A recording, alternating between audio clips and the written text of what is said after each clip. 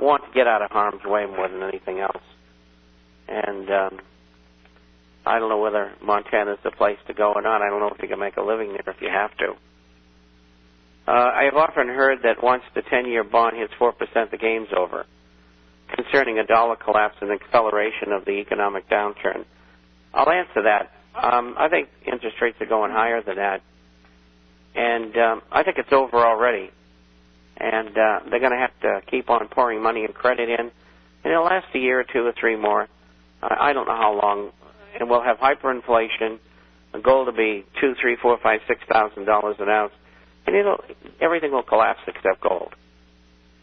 I have been closely following the 10-year as a result. When the Fed stepped in and publicly purchased bonds to pay debt, the 10 instantly dropped from about 3% to 2.5%. Over the last week or so, it's been up to 3.3%, aside from the obvious, which is an increase in the 10-year will result in higher interest rates. What are your thoughts about this issue, and how rapid a rise in the 10-year directly affect the economy and the markets? Mortgage payments are going to go up, and they really can't have that happen. The inventory is overwhelming. And so what are we looking at? Well, we're looking at probably another quarter point. We're probably looking at 5.25, which will disqualify probably half the buyers. That's a guess. And if it gets up to 4%, well, you're looking at maybe 5.75 to 6% mortgages, and the game is over. Because we're just going to have lots of houses standing, and lots of people walking away. We all know that the stress test for the banks was a joke. Yet it fueled the bank stock rally. Now, the rally was fueled by the United States government and Wall Street. They were all in on it. It's a conspiracy. And that's what made those financial stocks go up and everything else. Realistically, what is going to take to make these bank stocks take a downturn? As soon as they finish their private placements of stock to get the money that they need, the market's coming out of bed. When the market does enter a downside, will the bank stocks make new lows, or will they hold at these prices? They will make new lows. Last question I have here. I got it. I already covered it. That's it. What do you got, kid? All those that you just read. Well, I'm glad. Do you have any others? Let me double check here.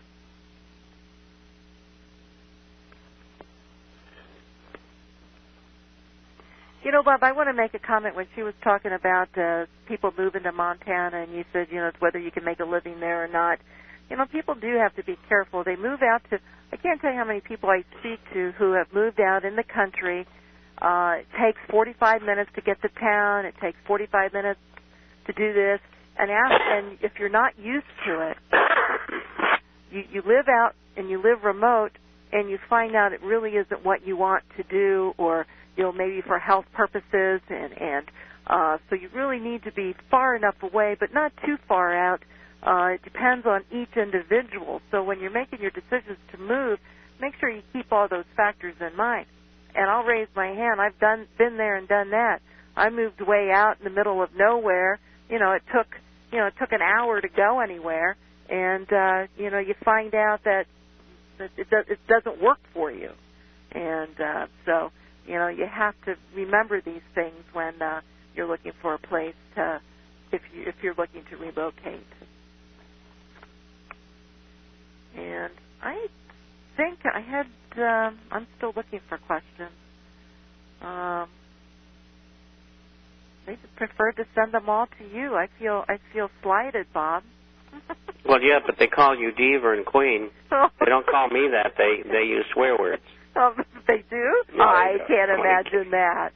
I'm only kidding.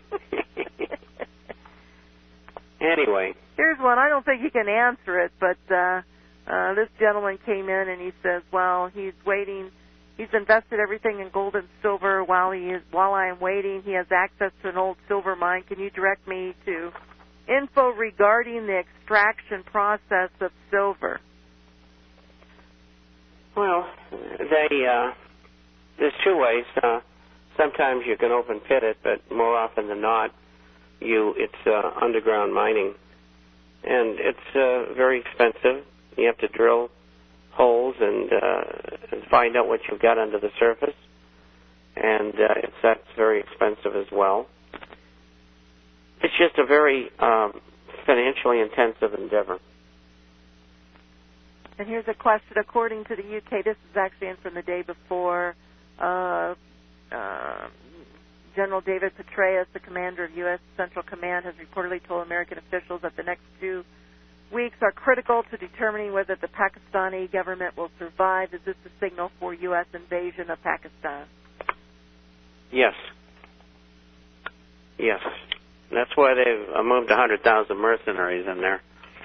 Actually, that's not the figure. It's about 85,000. But, who knows? They don't tell the truth about anything, and I get that from people in Washington. And they had about 100,000 troops in there, so they got about 200.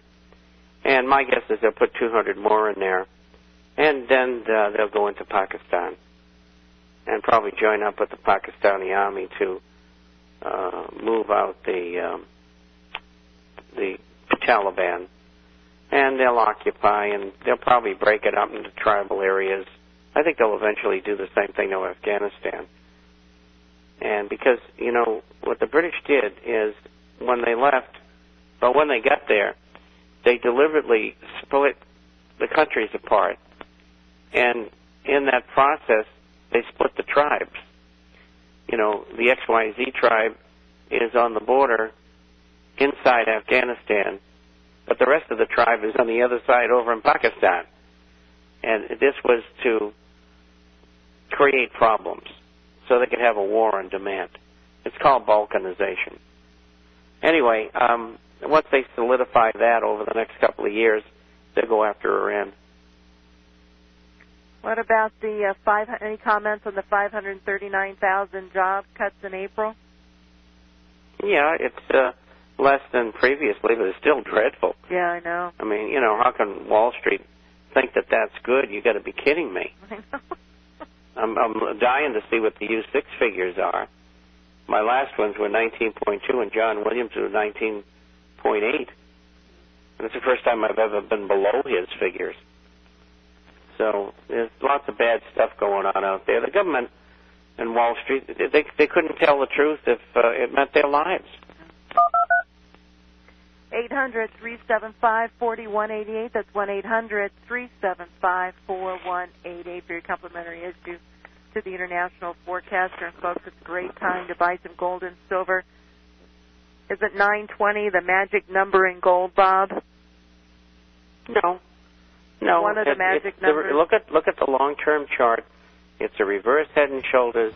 It's completing the right-hand shoulder as you look at it now. Once that breaks out in both gold and silver, they're gone. Yep.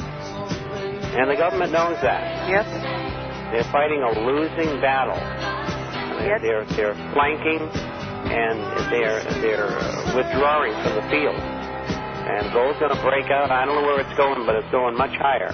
And if you people keep on messing around and not buying, you're going to get left at the post.